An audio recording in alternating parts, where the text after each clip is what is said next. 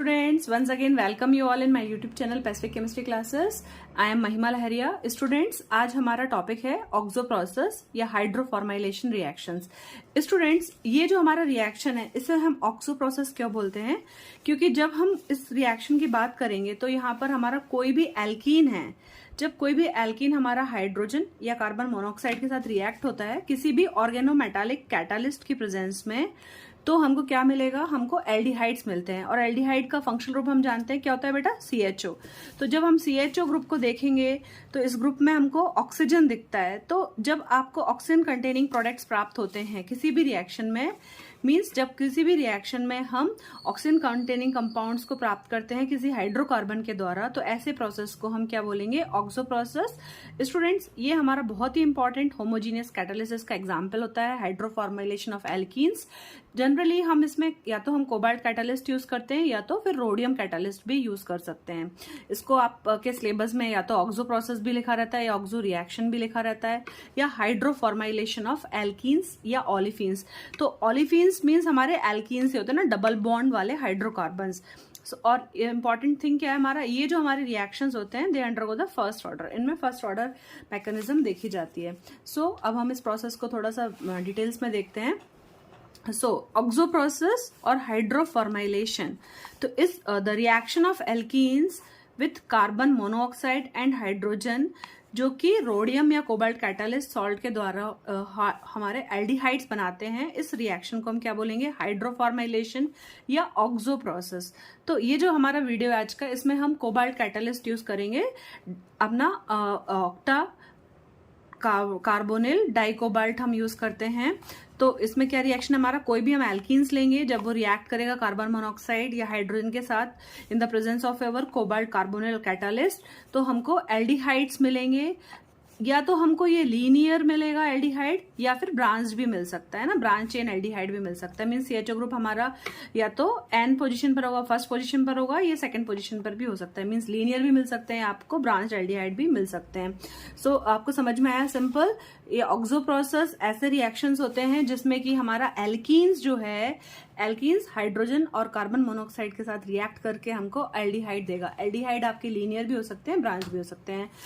अब देखते हैं इसकी हिस्ट्री थोड़ा सा. इसको हमारे ऑटो रॉलन साइंटिस्ट ने डिस्कवर किया था 1938 में. It is an important catalytic reaction of alkenes.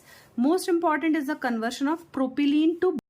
आपने देखा हमको यहाँ पर क्या मिलेगा? हमको जब आप कोई भी प्रोपाइलिन लेंगे हमको ब्यूटारएल्डिहाइड मिलेगा. अगर हम प्रोपाइलिन के स्ट्रक्चर की बात करेंगे तो प्रोपाइलिन कैसे बनेगा? आप सिंपल प्रोपाइलिन बनाने के लिए 3 कार्बन बनाइए, फिर हमको एक डबल बॉन्ड देना है, देन कंप्लीट द वैलेंसीज और उनके बॉन्ड्स कंप्लीट कर लीजिए. तो अगर हम यहाँ पे एक H अटैच करेंगे, यहाँ पर हमारे CH2 CH3 means simplest reaction क्या था हमारा? जब कोई प्रोपाइलिन ब्यूटायर एल्डिहाइड में कन्वर्ट होता है. ब्यूटायर एल्डिहाइड का फॉर्मूला क्या हो जाएगा? CH3 CH2 CH2 CHO. Means हमारा एक CHO ग्रुप ऐड हो रहा है. ऑक्सो प्रोसेस में हमने देखा था, हमारा कोई भी ऑक्सो प्रोसेस में क्या होता है, यहाँ पर हमारा एल्डिहाइड फॉर्म होता है. किसी भी एल्कीन्स के द्वारा जब एल्डिहाइड फॉर्म होता है वो हमारे कैसे रिएक्शंस कहलाते हैं? Oxo process.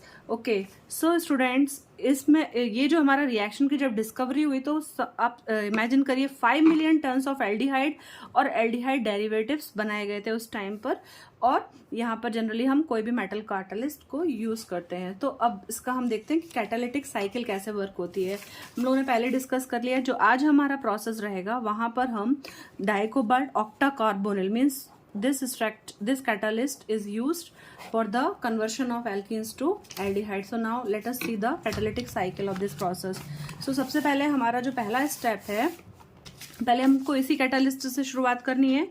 कोबाल्ट के 2 यूनिट रहेंगे और कार्बोनिल लिगैंड हमारा 8 यूनिट रहेगा. तो सबसे पहला स्टेप क्या होगा? Addition of hydrogen. तो अगर हम हाइड्रोजन को इसमें ऐड करवाएंगे, I hope it is visible to you, CO2 CO whole 8 plus H2. तो क्या होगा हमारा? ये जो हमारा CO2 का कोबाल्ट के 2 एटम सभी मेटल सभी ज्वाइंट है, तो ये हमको क्या दे देगा? HCO CO whole 4. HCO CO whole 4 means जब आपको ये वाला यूनिट मिलेगा, मीन्स ये हमने 2 में डिवाइड कर दिया और एक हाइड्रोजन एक हाफ हाफ यूनिट में डिवाइड हो गया। ये हमारा बड़ा वाला मॉलिक्यूल टूटकर 2 में ब्रेक डाउन हो चुका है।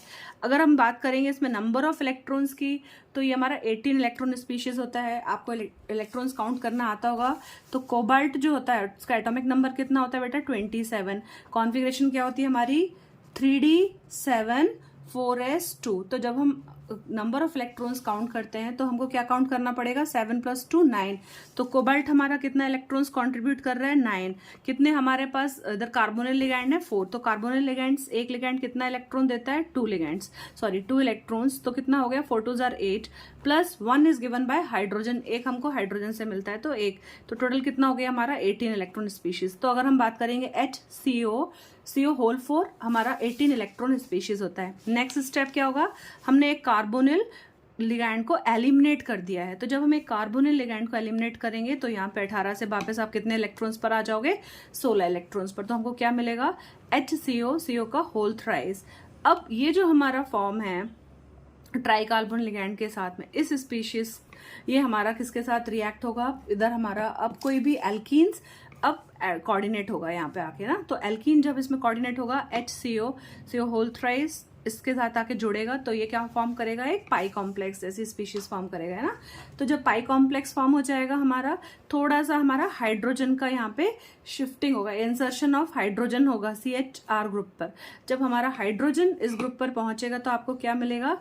CO whole thrice CO CH2R। एक बार फिर से देख लेते हैं। पहले इधर क्या हुआ हमारा? HCO होल थ्राइस के साथ जब हमने एल्कीन के साथ कोऑर्डिनेट करवाया तो हमको क्या मिलेगा? ये कॉम्प्लेक्स फॉर्म करता है और ये हमारा हाइड्रोजन का माइग्रेशन हो जाएगा CHR पर। जब हाइड्रोजन का CHR पर माइग्रेशन हो जाएगा तो हमको क्या मिल जाएगा? CO whole thrice CO CH2 ये वाला ग्रुप आपका। और ये चूंकि इधर पे हमारे को क्या कन्वर्शन हो जाएगा इसका? CH2R। ये हाइड्रोजन इधर मूव करेगा तो ये कन्वर्ट हो जाएगा 2 में और ये double bond will get converted to the single bond. तो हमको CH2R मिल गया। नेक्स्ट आगे बढ़ेंगे हम, फिर से एक CO को यूज करेंगे। यहाँ पर one more carbon ligand enter करेगा तो क्या होगा आपका? ये अभी CO3 था, it will now get converted to CO4 CO CH2R। जो मेटल कोबाल्ट है वो मैंने ब्लू पेन से लिखा हुआ है।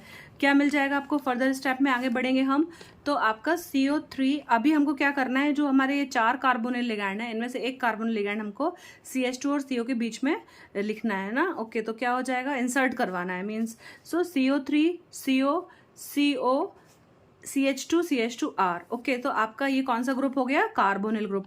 अब हम क्या करेंगे? हम इसका हाइड्रोजन के साथ में रिएक्ट करवाएंगे। तो जब हम हाइड्रोजन के साथ में रिएक्ट करवाएंगे तो हमको क्या मिल जाएगा बेटा? RCH2CH2CHO। ओके, तो आपको एल्डिहाइड प्राप्त हो जाएगा। जब हमको एल्डिहाइड मिल जाएगा तो हमको इस रिएक्शन का मेन पर्पस क्या था? कोई भी एल्कीन्स का एल्डिहाइड में conversion is known as oxo formylation और हमारा हाइड्रोफॉर्माइलेशन रिएक्शन। और वापस आपको क्या मिलेगा? HCO3 हमको मिल जाएगा। 16 इलेक्ट्रॉन स्पीशीज हमको वापस प्राप्त हो जाएगी। तो ये पूरी हमारी साइकिल है। इसका एक बार आप अच्छे से इसको अपने हाथ से नोट डाउन कर लीजिए और एक बार स्क्रीनशॉट ले लीजिए तो आपके लिए इजी हो जाएगा। ओके, तो आई होप आपको समझ में आएगा। इसके मैंने स्टेप्स नोट डाउन कर दिए। फर्स्ट स्टेप में क्या होता है, सेकंड स्टेप में क्या होता है। फर्स्ट स्टेप आपने देखा CO2 CO whole 8 reacts with H2 to give HCO CO4 means हमारे पास 2 कोबाल्ट और 8 जो कार्बोनिल लिगैंड थे, हमको ये हाफ कर दो आप और हाइड्रोजन इसमें एक ऐड हो जाएगा तो HCO CO whole 4 18 electron species मिलेगा। सेकेंड स्टेप में ये जो हमारा HCO CO होल 4 था ये क्या करेगा? एक हमारा कार्बोनिल लिगैंड लूज कर देगा। फिर हमको क्या मिल जाएगा? ये CO3 16 इलेक्ट्रॉन स्पीशीज जो हमको मिलेगा इस ये एल्कीन के साथ कोऑर्डिनेशन हो गया ना, जो हमारा एक वैकेंट साइड डेवलप हो गया था कोऑर्डिनेशन विद द एल्कीन्स और एक पाई कॉम्प्लेक्स का हमारा निर्माण होता है। जब पाई कॉम्प्लेक्स बनेगा उसके बाद में हमारा हाइड्रोजन का इंसर्शन होगा और हाइड्रोजन हमारा कहाँ चला जाएगा बेटा? डबल बॉन्ड CHR के पास, तो ये CH2R हो जाएगा तो हमारा ये सिंगल बॉन्ड में कन्वर्ट हो जाएगा, unsaturation will be removed. Next step क्या होता है आपका? CO लिगैंड माइग्रेशन होता है बिटवीन द हमारा CH2 ग्रुप के बीच में। CO लिगैंड CO और CH2 के बीच में आ जाएगा और हमको वापस हमारा एल्डिहाइड और HCO CO होल थ्राइस मिलेगा। अगर आप चाहें तो हम इस स्ट्रक्चर्स को ओपन करके भी बना सकते हैं। मीन्स ये जो हमारा लिगैंड है इसको आप बहुत सारी बुक्स में ना ये ओपन करके भी दिया रहेगा। मीन्स कोबाल्ट आप सेंटर में लिखिए और आपके पास अगर 4 कार्बोनिल लिगैंड है, आप उसको ऐसे भी नोट डाउन कर सकते हैं, बट वो थोड़ा सा कॉम्प्लिकेटेड हो जाएगा, तो इसलिए हम सिंपल फॉर्म में ही लिखें तो ज़्यादा अच्छा है। HCO CO होल 4 आप इस तरीके से भी लिख सकते हैं। तो आई होप आपको ये समझ में आया होगा प्रोसेस। एक्चुअली ये जो रिएक्शन होता है इसके कुछ डिसएडवांटेजेस भी होते हैं, जैसे कि इस रिएक्शन को प्रॉपर तरीके से करने के लिए हमको टेम्परेचर मेंटेन रखना पड़ता है 140 to 175 degree centigrade and pressure, atmosphere pressure 200 हमको मेंटेन करना पड़ता है। ये थोड़ा सा टफ हो जाता है लैब कंडीशंस को मेंटेन करना।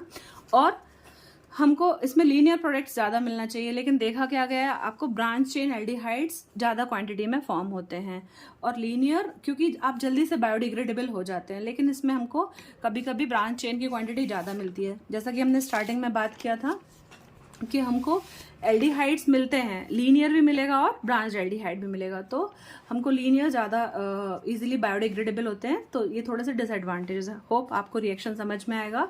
Do subscribe the channel if you have not subscribe the channel, and please share with your friends and take the screenshot so that you can write the notes. Thanks for watching.